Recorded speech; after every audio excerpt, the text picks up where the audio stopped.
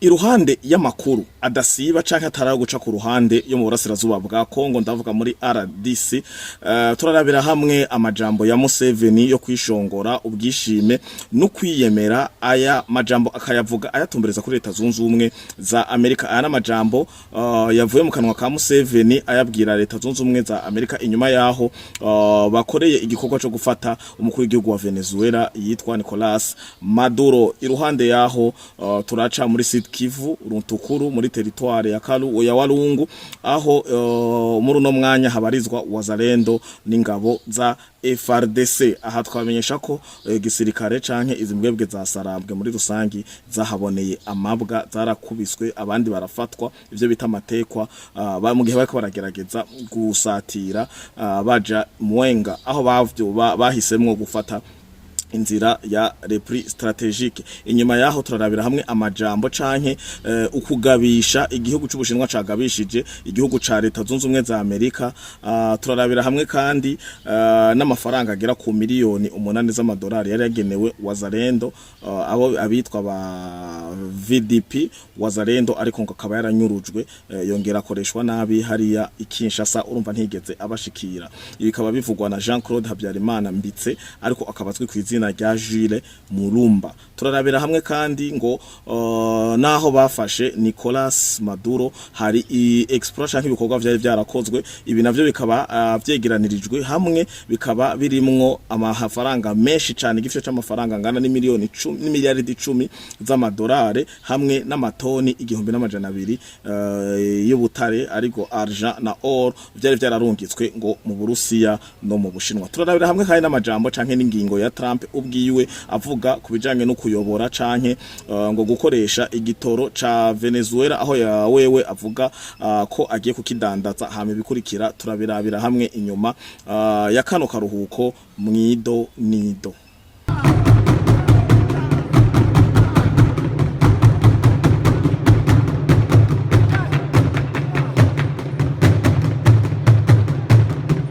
reka kano gaseki kamakuru ubusesanguzi tubitangure kuno. If you want to have war, you will get war. If you want to destroy China, you will be destroyed.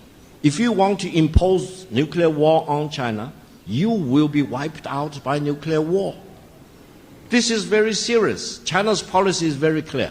China will not fire the first shot, but China Yes, umugabo muhejeje kumva mu majwi yitwa Victor Gao ni umuprezida canke niwe arongoye institut ya sécurité ijanye n'ibintu vya energy hariya mu Bushinwa ivyo bita mu Congereza President of China Energy Security Institute. Rero uyu mugabo akaba yariko aratanga gasopo ayiha leta zunze ubumwe za Amerika aho mwumvise mu majambo yariko aravuga ati ngo if you want war ngo nimba ushaka intambara you will get war uzoronka intambara if you want to destroy China you will be destroyed ngo ni washaka naho gusambagura konona Ubushinwa uzosanga ari wewe wononekaye abwira Amerika arongera karavuga ati if you want to use nuclear nimba mushaka gukoresha ngo ibisasu karahabutaka ibisasu birimwo ubumara busanzwe munzi ko ibintu vya nucleaire bisanzwe vyankwa ku isi barafise ivyo bigwanisha ariko baranse ko bikoreshwa kuko ni ruhonyanganda n'ibigwanisho ruhonyanganda aca babwira ati Amerika izofutwa izoba tuzoidevasta uni mwaza mu ntambara guerre nucléaire niko yavuze abwira leta zunze ubumwe za Amerika arongera ayibwira ati China will not fire the first shot. China Ubushinwa abantu buzigera burasa igisasu ca mbere ahubwo Ubushinwa ntibuzokwemerera kurasa igisasu ca kabiri bisigura mu gihe uzobohejeje kurasa igisasu ca mbere uzosanga Ubushinwa buhejeje kugufuta ukiri kuri kazanura ngo urase igisasu cha kabiri niho yakoresheje avuga ati China will not fire the first shot but China will not allow you to fire the second shot. Aya namajambo ya Victor Gao, the president of China Energy Security Institute. Uyo akaba ari warongoye institute ijanye n'ivya energy security ya energy hariya mu Bushinwa. Iruhande y'uwo mugabo tubanze dusimbire hakurya muri Uganda aho Museveni yanditse kuri Twitter yiwe gwa rubuga rwiwe akongera akabishira mu majambo avuga ko Amerika ngo yishimiye kumbure intambara zo mu kirere. Aravuga ati kuvye intambara zo mu kirere canke zo mu mazi kabisa murashobora kutonesha, ariko kubijanye na infanteri na Amerika naho yiyemera nishoboye kunesha Uganda canke Afrika muri rusange. Aya n'amajambo ya Museveni ari ku rukuta rwiwe rwa Twitter. Amajambo akaba yayavuze inyuma yaho hafatiwe Nicolas Maduro umukuru w'igihugu ca Venezuela, ubu akaba abarizwa muri Leta Zunze Ubumwe za Amerika.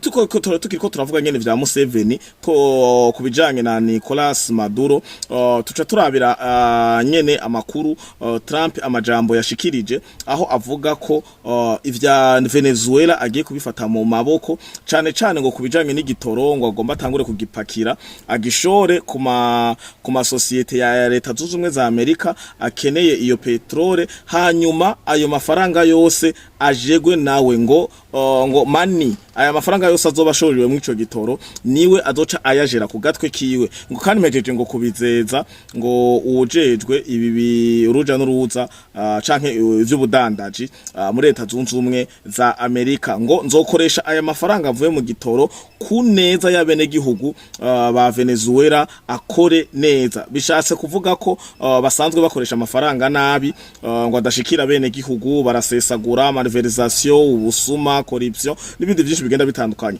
Trump avuga ko aya mafaranga azodandajemo ivyo bitoro azoyakoresha neza ku nyungu z'abanyavenezuela. Mu ncamake Trump agiye kuba umukuru w'igihugu wa Leta Zunze Ubumwe za Amerika yongera abo umukuru w'igihugu wa Venezuela. Ibi navyo bikaba ari cacuka nkunze kubabwira no busubiyemwo, ni cuka kigaragaza ko Amerika yonyene ihonyanza gateka kajanye n'ivyo busugire canke ubwigenge independence y'ibihugu cane cane ngo bikagaragaza bikazana icuka ngo kigaragaza yuko Amerika iri kirekana ko atagihugu na kimwe surtout ibihugu vyo muri Afrika cane cane eka mbere n'ibihugu bikikuje bigize isi ngo nta gihugu na kimwe gifise ubwigenge mu gihe kidashoboye kobeisa Leta Zunze Ubumwe za Amerika. Akoresheje ino nzira ngo nivyo biragaragaza ko ata demokrasi ata independence igihugu na kimwe co misi gifise imbere ya Leta Zunze Ubumwe za Amerika mu gihe badakopera canke mu gihe badakoze ivyo Leta Zunze Ubumwe za Amerika zipfuza. Uku niko bigaragara imbere y'abadiplomate bagenda batandukanye,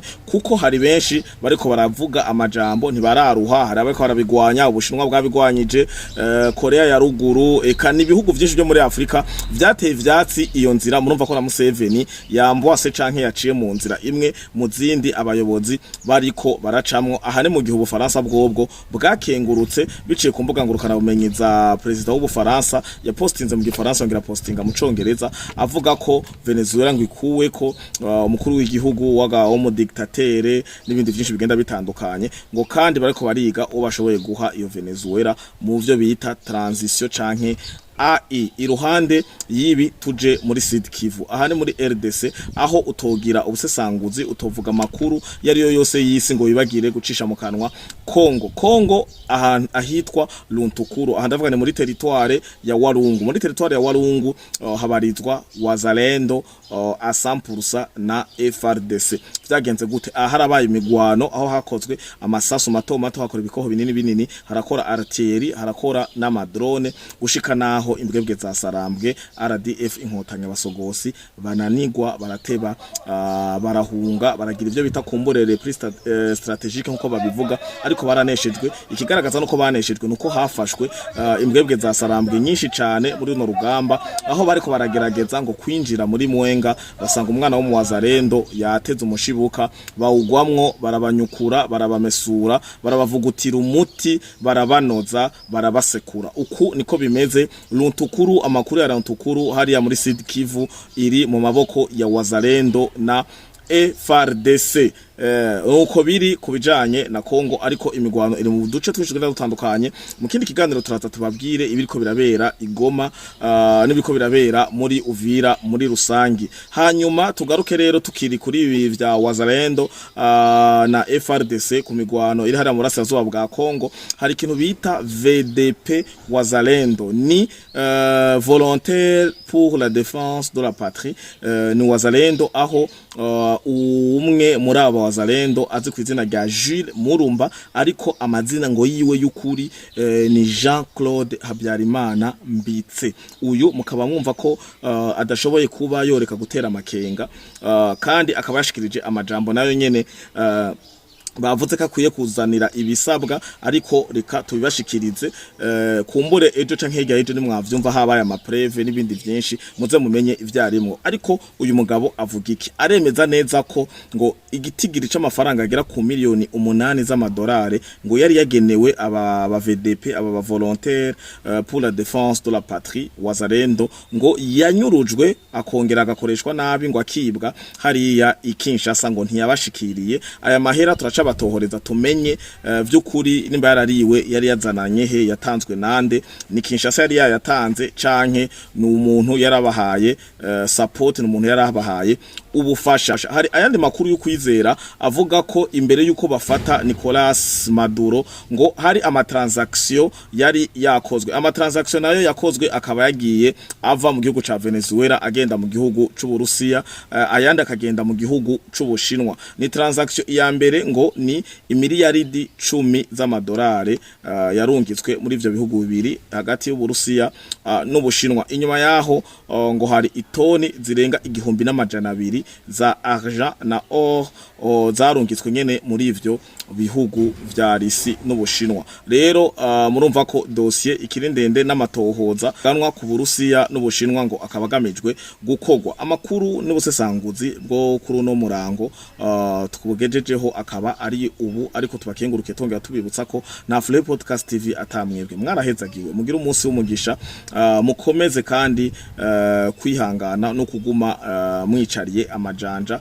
kubera igihugu umutekano w'igihugu ni inyabune. Aha nkaba nkoze kino kiganiro mubona ndi mu modoga ntivyoroshe ntubibaza no kubata oya ndasho kuba mfatirwa ingendo zahanaha kurukanga mu bundi buzima iruhande yibi narababwiye ko dusanzwe dufise ibindi dukora ibindi usanga turiko turirukangamwo ukuna kuriya mu buzima busanzwe. Ndabakengurukire ko mu ngwiza ko imbabazi ariko tukunza ndaronka kanya turaza kuba aya n'ayandi makuru. Ciao ciao.